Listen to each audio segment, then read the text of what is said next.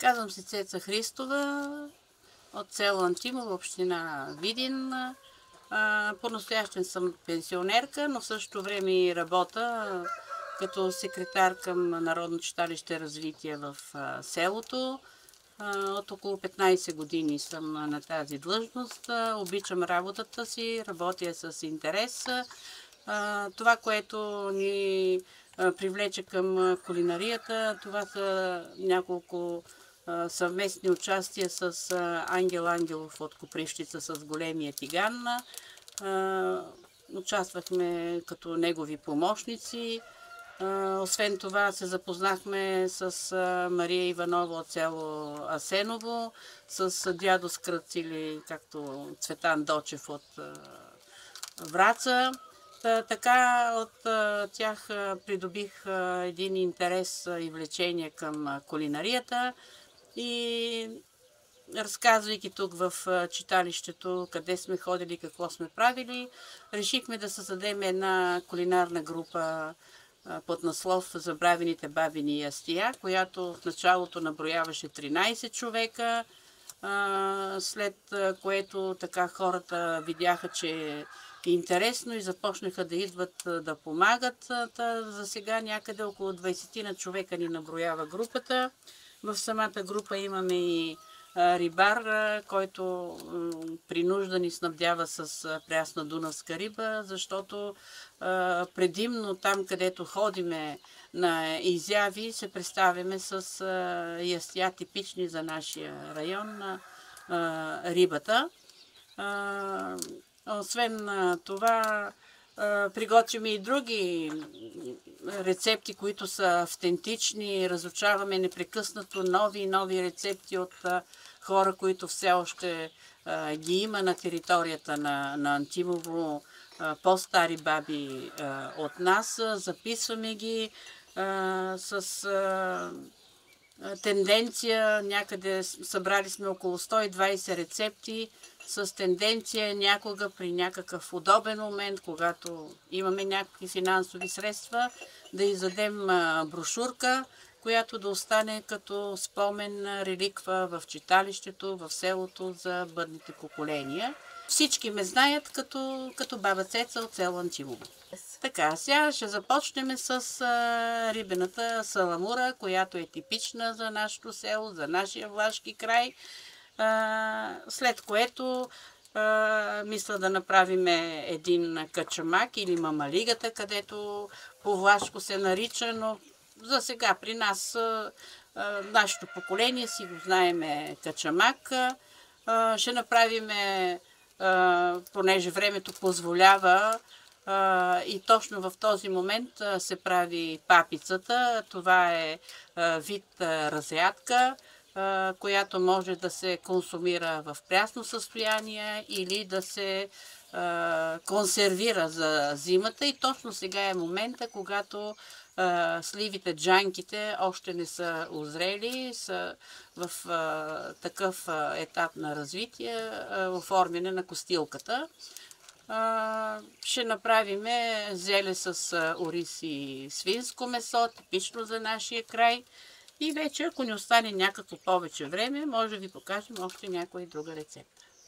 Първото нещо, което ще представим днешния ден, това е рибената влашка саламура. За целта сме сложили предварително вода, която трябва да кипне, и преминаваме към подготовката, към самото готвене. Слагане на съвсем малко сол в нея, защото рибата ще се запече върху ламарина, посолена с сол. Освен това, предварително рибата е посолена. В миналото нашите баби, прабаби, прародители са правили то и сега с саламурата с изсушена дунавска риба, която е много осолена, така че саламурата предимно е солено ястие. След като е завряла водата, слагаме дребно нарязан лук кромит и моркови и я оставяме спокойно да заври, докато омекнат морковите. През това време взимаме рибата. Аз забравих предварително да ви кажа, че освен саламура, ние ще изпечем и малко риба на теникия, която ще опитате. Взимаме рибата и я поставяме да се запича върху теникията. Толкова, колкото мислиме, че ще ни е необходима за случая. А след това вече ще ти изпечеме ние да се почерпиме. Това е рибата, която ще я сложиме в самата саламура. Как се прави? Обелваме, моите помощници ще ми помогнат, обелваме доматите, обелваме чушките, накълцваме ги, след това обелваме чесън, също се накълцва, омешва се с сол, магдanoz. Ако искаме да е по-лютичка, слагаме люти чушки, но ние за момента ще я направим по-сладка, за да не отекчаваме нашите гости. И така аз ще мога това да го представя на моите помощници, за да започнат работа. Заповядайте. Соня се казвам и съм дъщеря на Цеца. Днес съм главния помощник. Предимно от свекърва ми, аз повече време съм живяла с свекърва ми, по-малко съм живяла с моите родители, защото когато е трябвало да се уча да готвя, аз съм била да уча, била съм по градовете на работа. На 19 години съм се омъжила и така, че като съм дошла тук в това село, повече съм научила от свекървата и докато аз съм от едно българско село Градец, там, да, готвят се такива работи, но по по-друг начин. И така, че тук съм свикнала това да го правя. Много трудно детство сме имали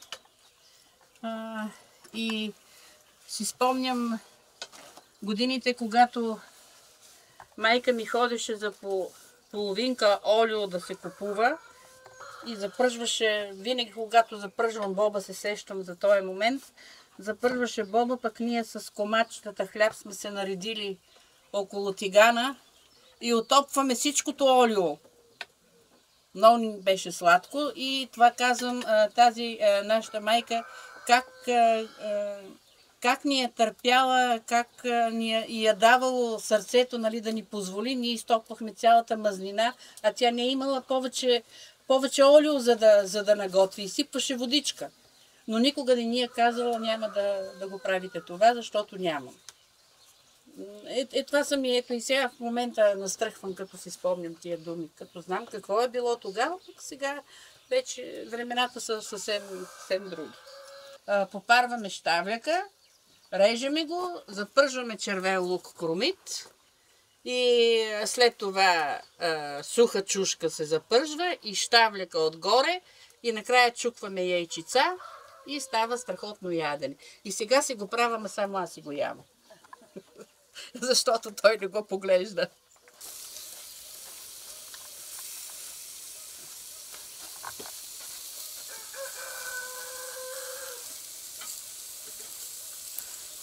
Така, трябва да се облепва. Тя ще обърнеме. Аз сложих дърва. Това е вече сварените чушки, които ви казах. Кози рог с сливите джанки, които са, ето, полагам, че се виждат. И от тях сега ще се изстудят хубаво и ще започнат да се белят, да се варят костилките. Момчетата също ще могат да помагат. И ще направим папицата. за да се запознаете и с нея. Запържили сме месото и го слагаме на това. Така, и сега ще изсипеме за по-лесничко. Сме си направили бурканчета с зеле, рязано. И го запържаме заедно с месото.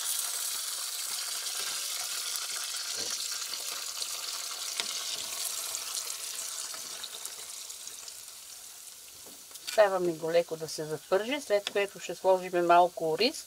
Ще го прехвърлиме в тавичка с малко дафинов лист и го оставаме да се запече вътре в фурната. Но целта ни е да можем всичко наведнъж да го правиме. Това е свинско месо. Също едно автентично ястие, характерно за нашия край. Между другото, това, което ви го представям сега, преди 2 години го представях на 7-я сезон на фермата. Бях там и подготвих на фермерите рибената саламура с свинското с зеле.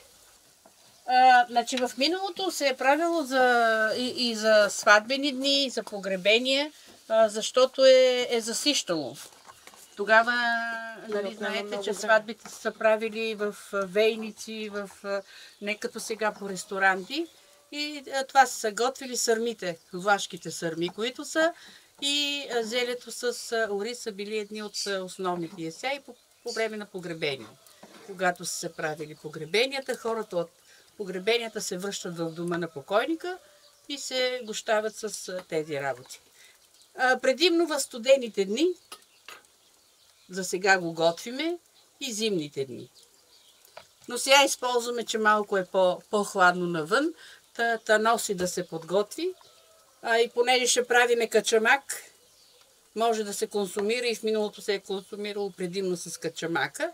И затова такива ястия избрахме, дето могат да си паснат за случая.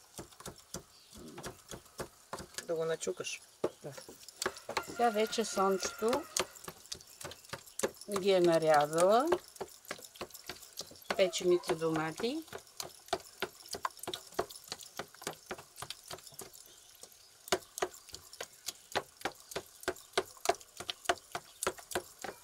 И ги накълцаме хубаво.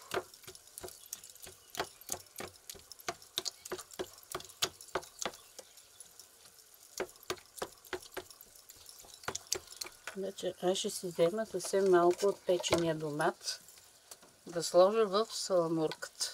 Нали, Сонче? Слагаме ориз по желание. Аз в момента няма да сложа много, защото и материала ни е много. Просто да бъде с една идея по-малко от зелето. И се размешва. Оставяме го малко, след което малко червен пипер да придобие цвят.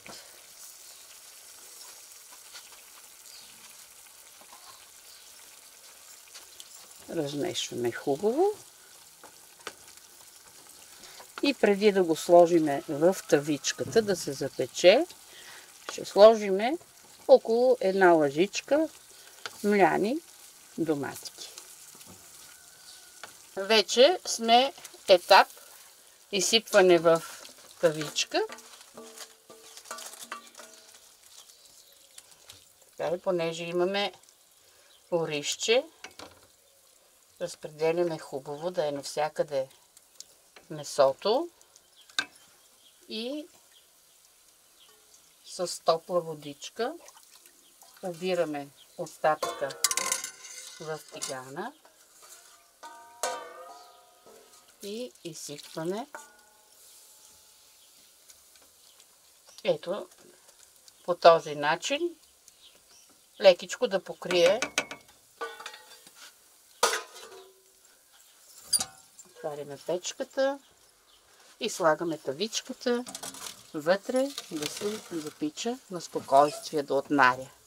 Чушките, които сме ги сварили, за да направим папицата, и аз малко ще му помогна. Ето сливките как са станали. Ние трябва да ги отделиме от костилките по този начин.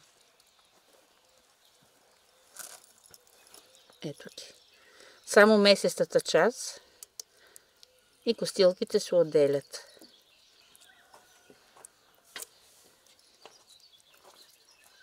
Малко ще му е трудно на дядо Роми. Така е. Хубавите работи трудно стават.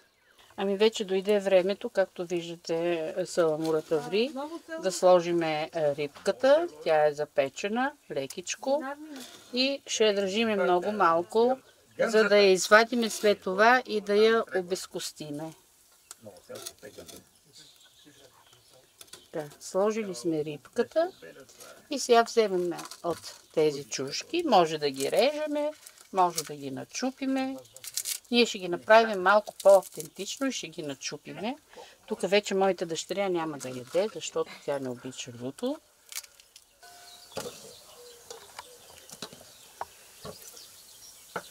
Трябва да го нарежа тук. За да ти е по-лесно, нарежи го малко и после го накълцай. Може би не всичкото наведнъж. Но тук ще трябва чесън, повече да има. И тук го правят ние сме направили малко, правят го в количества, защото си го консервират за зимата. Много се ползва папицата. Вид разрядка по влашко.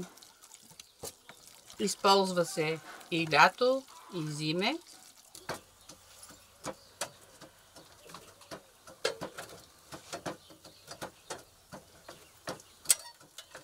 Зелето с ориз и свинско месо, извадили сме го и за да придобие малко по-красив вид, ще го поръслим с магданоз и копър, зелето нос и двете подправки. Вече сме извадили от саламурата рибата, Роми я обезкостява. През това време запичаме шайбички лук, които след около секунда-две ще ги пуснем в саламурата. След това той ще сложи рибката и вече започва същинската част на саламурата. До тук беше супа. Ще запържиме малко царевично брашно, щукан чесън, подправяме и с магданоз и приключваме с дейността саламура. Водата е завряла, слагаме щипка сол и започваме брашно царевично, което е смляно от царевица, и започваме да бъркаме енергично.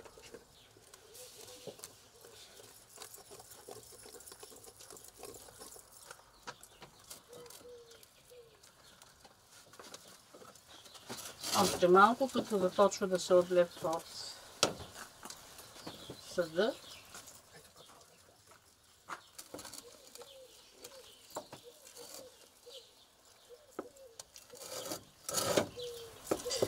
Леко по леко започва да се отлепва от дъното. И така, скъпи приятели, нашата кулинарна трапеза вече е готова. Успяхме да се справиме с помощта на моите помощници Роми, Саши и Соня. Успяхме да се справиме успешно. Първото нещо, което направихме, е нашата рибена саламура, която виждате какъв хубав вид има. Папицата, която ви казах, че предизвиква интерес навсякъде, където отидеме по кулинарни изложби. Презентирах е преди това. Печената риба на теникия, която може да си изконсумираме след това като мезенце за винцето. Печената влашка лютеница. Зеленцето с оризчето и свинското месо и накрая приготвихме нашият качамак, като за по-интересно си го посолихме с сиренце. В същото време можем да го направим и с пръшки, но сега решихме с сиренце за по-лекичко. Това е, което ние от дома на баба Цеца успяхме да приготвим.